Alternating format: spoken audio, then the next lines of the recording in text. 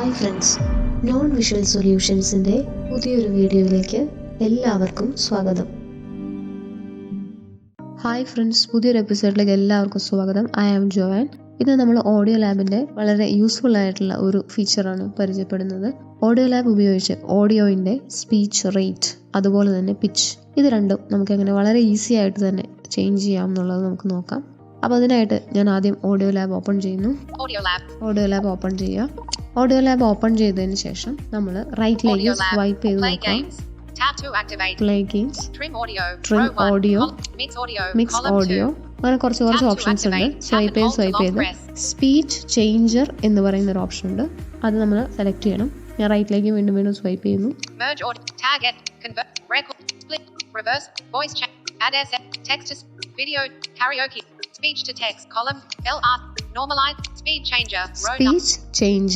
Speech changer എന്നൊരു option കിട്ടും. അത് നമ്മൾ സെലക്ട് ചെയ്യുന്നു.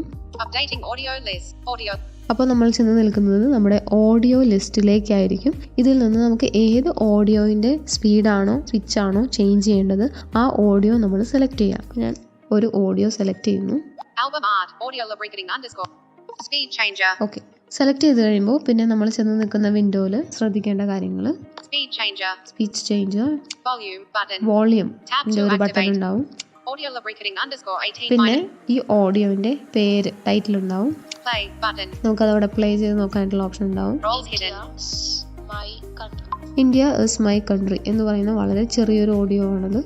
അപ്പം ഇതിൻ്റെ സ്പീഡ് എനിക്ക് കൂട്ടണം. അപ്പോൾ ഞാൻ വീണ്ടും റൈറ്റിലേക്ക് സ്വൈപ്പ് ചെയ്യുന്നു. അവിടെ സ്പീഡ് കൂട്ടാനായിട്ടുള്ള ഒരു സ്ലൈഡർ നമുക്ക് കാണാനായിട്ട് സാധിക്കും. ഞാൻ റൈറ്റിലേക്ക് സ്വൈപ്പ് ചെയ്യുന്നു. 100 സ്ലൈഡർ. ഓക്കെ, ഇത് ഞാൻ മുകളിലേക്ക് സ്വൈപ്പ് ചെയ്ത് കഴിഞ്ഞാൽ സ്പീഡ് നമുക്ക് ഇൻക്രീസ് ചെയ്യാം. താഴേക്ക് സ്വൈപ്പ് ചെയ്ത് കഴിഞ്ഞാൽ സ്പീഡ് ഡിക്രീസ് ചെയ്യാം. അപ്പോൾ ഞാൻ മുകളിലേക്ക് സ്വൈപ്പ് ചെയ്ത് ഇതിൻ്റെ സ്പീഡ് ഇൻക്രീസ് ചെയ്യാണ്.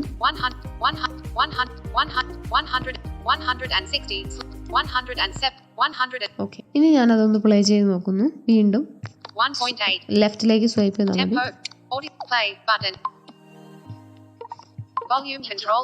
മതി. സ്പീഡ് കൂടിയതായിട്ട് നമുക്ക് മനസ്സിലാവുന്നു. യെസ്, ഇനി ഞാൻ വീണ്ടും റൈറ്റിലേക്ക് സ്വൈപ്പ് ചെയ്യുന്നു. പിച്ച് എന്ന് പറയുന്ന ഒരു ഓപ്ഷൻ ഉണ്ട്. അതിനും ഇതുപോലെ നമുക്കൊരു സ്ലൈഡർ കിട്ടും. പിച്ച്. ഓക്കെ, ഇനി വീണ്ടും സ്വൈപ്പ് ചെയ്യുമ്പോൾ ഒരു സ്ലൈഡർ ഉണ്ടാവും. 1200 സ്ലൈഡർ. ഇത് നമുക്ക് ഇൻക്രീസ് ചെയ്യാൻ ഡിക്രീസ് ചെയ്യാൻ ചെയ്യാം. ഞാനത് ഇൻക്രീസ് ചെയ്യാണ്. ഓക്കെ, ഇനി ഞാനൊന്ന് പ്ലേ ചെയ്ത് നോക്കുകയാണ്.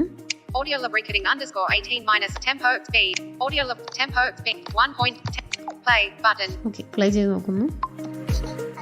ഭയങ്കരമായിട്ട് അതിൻ്റെ പിച്ച് വേരിയേഷൻ വന്നിട്ടുണ്ട്. അപ്പോൾ നമുക്ക് ചെറിയ രീതിയിൽ പിച്ച് അഡ്ജസ്റ്റ് ചെയ്യാം.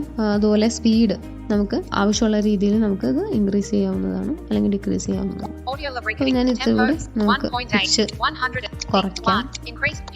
സ്വൈപ്പ് ചെയ്ത് പിച്ച് കണ്ടുപിടിക്കാം. എന്നിട്ട് ഡിക്രീസ് ചെയ്യാം. ഓക്കെ, നമുക്ക് വേണ്ട ഒരു പിച്ച് എത്രയാണോ വേണ്ടത് അത് വെച്ചതിന് ശേഷം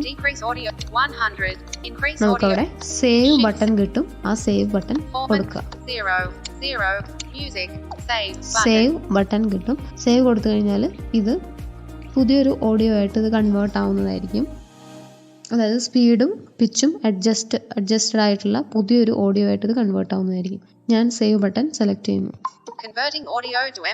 ഓക്കെ, അപ്പോൾ അത് കൺവേർട്ട് ആവുന്നുണ്ട്. ഇനി ഞാൻ വീണ്ടും സ്വൈപ്പ് ചെയ്ത് നോക്കുമ്പോൾ ആ ഓഡിയോന്റെ പേര്, അതിന്റെ സ്റ്റോറേജും കാര്യങ്ങളൊക്കെ ഉണ്ട്. പിന്നെ അത് പ്ലേ ചെയ്ത് നോക്കാനുള്ള ബട്ടൺ ഉണ്ട്. ഓക്കെ, അപ്പോൾ ആ ഓഡിയോ നമുക്ക് വേണ്ട രീതിയിൽ സ്പീഡും പിച്ചൊക്കെ അഡ്ജസ്റ്റ് ചെയ്ത് നമുക്ക് കിട്ടി. അപ്പോൾ ഇതുപോലെ നമ്മൾ വളരെ സ്ലോ ആയിട്ട് റെക്കോർഡ് ചെയ്തിരിക്കുന്ന ഒരു ഓഡിയോ ആണെന്നുണ്ടെങ്കിൽ നമുക്ക് ഈ ഒരു ഓഡിയോ ലാബിൻ്റെ ഈ ഒരു ഫീച്ചർ ഉപയോഗിച്ച് നമുക്ക് ഓഡിയോൻ്റെ സ്പീഡ് ഇൻക്രീസ് ചെയ്യാം. പിച്ച് വേരിയേഷനും നമുക്ക് ചെയ്യാവുന്നതാണ്. അപ്പോൾ ഇത്രയാണ് നമ്മൾ ഈ ഒരു വീഡിയോയിൽ ഡിസ്കസ് ചെയ്യുന്നത്. അപ്പോൾ നിങ്ങൾക്ക് ഈ വീഡിയോ ഇഷ്ടപ്പെട്ടെങ്കിൽ like, share and subscribe. Thank you.